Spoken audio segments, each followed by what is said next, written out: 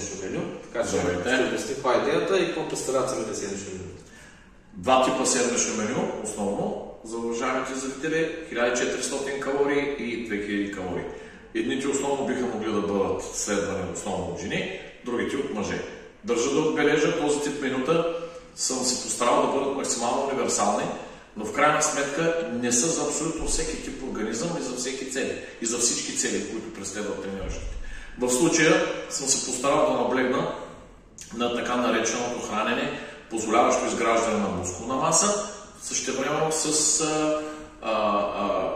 някакъв аспект на изгаряне на мазнини. Тоест, така наречената мускулна рекомпозиция или телесна рекомпозиция сме по някакъв начин внедрил в двете менюта.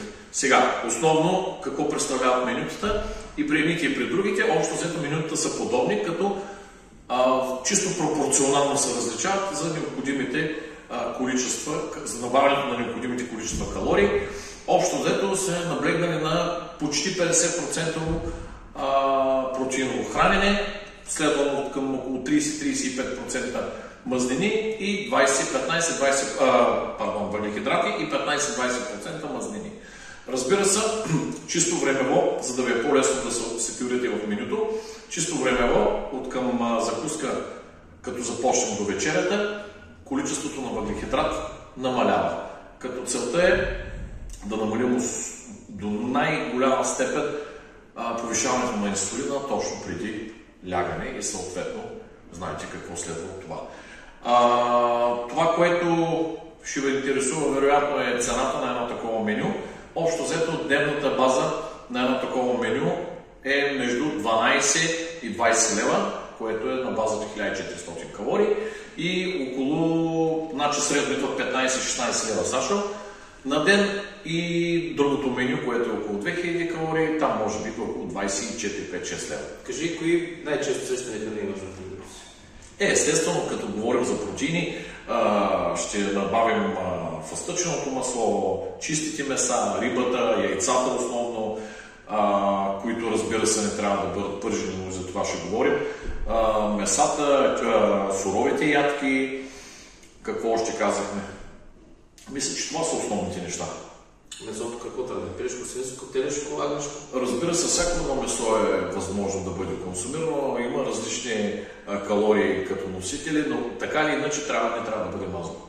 Тъй като съм залагал на възможно чистите меса в режимите, тъй като мазнините ги набавяме или чрез рибата, или чрез ядките, или чрез авокадо, което е залегнало в режима също. Но мисълта ми е, че или от жълтъците в яйцата, мазнините ги набавяме от друго място, не от месото, по възможност. Тоест за 15-20 дни може да се нахраниш спокойно, да спадаш режим и да си... Абсолютно, да, така е, защото заблуда е това, че едно балансирано хранене и един здравословен режим може да бъде скъп или излиза в пъти по-скъпо. Това е някаква пълна заблуда, защото така или иначе всички джънк фуд, които се купуват и дребни нещица, които де-факто ни накарат да минем от необходимия лимит на калориите, струват една камара пари. Това е начин на живот, трябва да го кажем, така че този режим не е за един път да го използвате и да кажете, че няма резултат. Горе-долу, колко дълго мога да продължа да го използвам?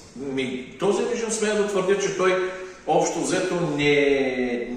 Аз лично съм го пробвал, аз лично съм го следвал, много от моите клиенти са следвали нещо подобно и смея да твърдя, че месеци наред може да бъде следван от клиентите без никакви притеснения. Той е достатъчно балансиран от към нутриенти, като дори в някои ситуации съм позволявал, и лично и аз съм си позволявал, примерно на всеки 10 дена на воля да се нахраниш с каквото ти душата иска, така или иначе поне да можеш чисто психологически да можеш да се нахраниш и визуално.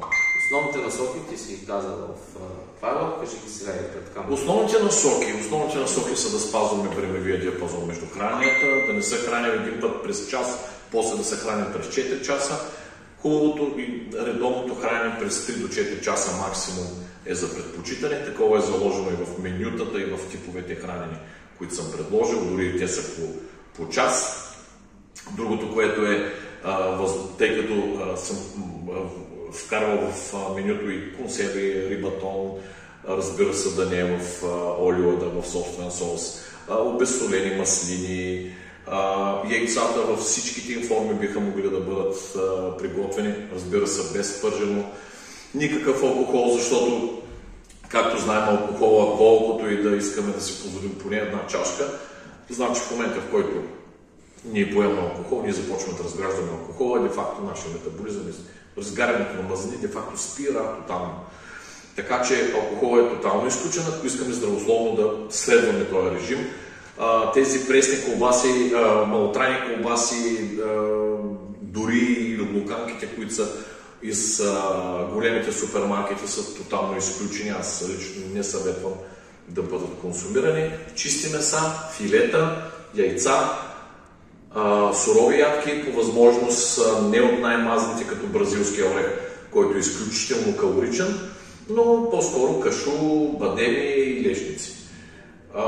Авокадото, консумация на трите зелени, броколи, авокадо и киви, изключително полезни, там където са заложени като макроси в различните менюта. Трябва да се вземат една везна, да се следят калорите.